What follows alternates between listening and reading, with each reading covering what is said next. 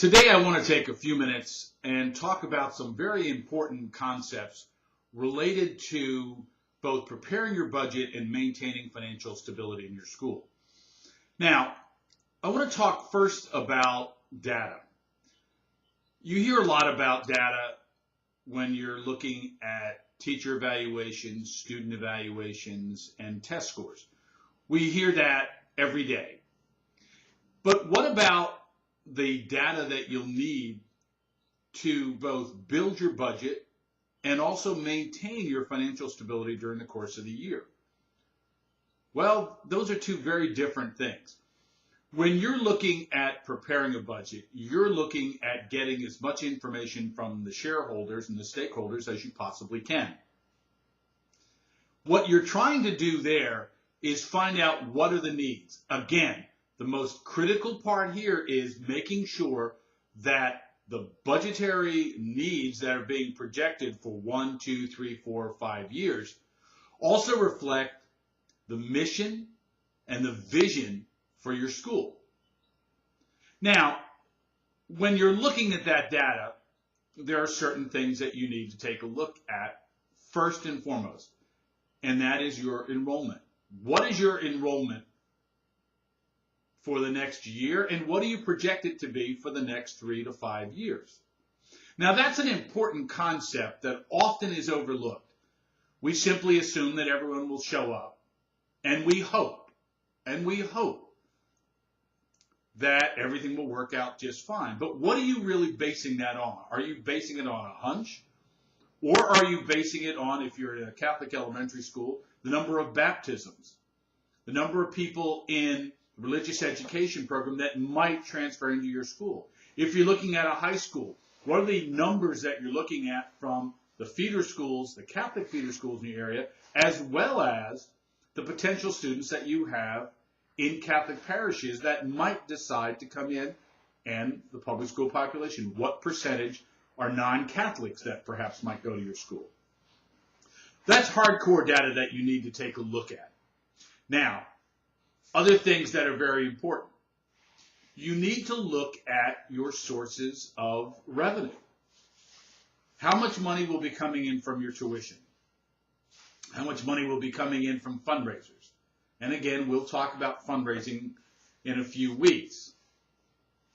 But do you anticipate grants? Perhaps for professional development, are you getting a Title II grant from the state and the federal government? Those are things that you need to make sure that you incorporate into your budget to the best of your ability. It means you must look at the data. What is the per pupil amount that you might anticipate receiving from your local jurisdiction? Those are really important factors that cannot be overlooked. Now, when you're looking at your budget projections, you need to make sure that you break it down so that you can understand where the money is being spent. Too often in budgets, people say maintenance is given $40,000. Professional development is given $5,000 or $10,000. And then you build your budget around the thought that that's what you'll spend. I'd like to propose that you do it in a very different fashion, and that would be to take a look at what are you really trying to do. That means planning. Asking those in charge of, whether it's departments or particular academic areas in your school, to make sure that they have anticipated workshops, presentations, making sure that you've taken a look at your facility to say this is what we anticipate for a particular year, because we've looked at the projections for whether you have gas heating or you have electric baseboard, whatever it would be in your school. What are the projections for utilities? The same with things like benefits, and we'll talk about those in the coming weeks as well. Do you anticipate your health insurance increasing by 5%, 3%, 15%?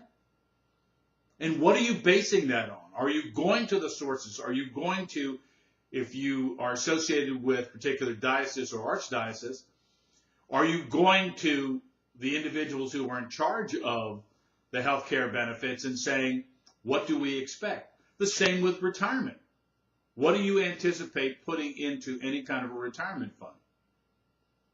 You need to look at the data and not just simply say we will give people 3%, 2%, 1%, 5% increase for next year. Know what people are planning to spend the money on. Ask them for very specifics. Don't just sit back and wait until the day that they ask for money and say, oh, that's what you're going to spend it on? Well, I'm not sure I want to approve that. Those are important concepts that you need to make sure that you consider when you're looking at a budget. As you build your budget for next year and for the next 3 to 5 years, look at the data. Look at the data before you make your budget. It takes time. It also means involving the individuals with budgetary responsibilities, those who are spending the money. Now, if your school is fortunate enough to have a development officer, someone that's helping to raise money, look at exactly what is anticipated.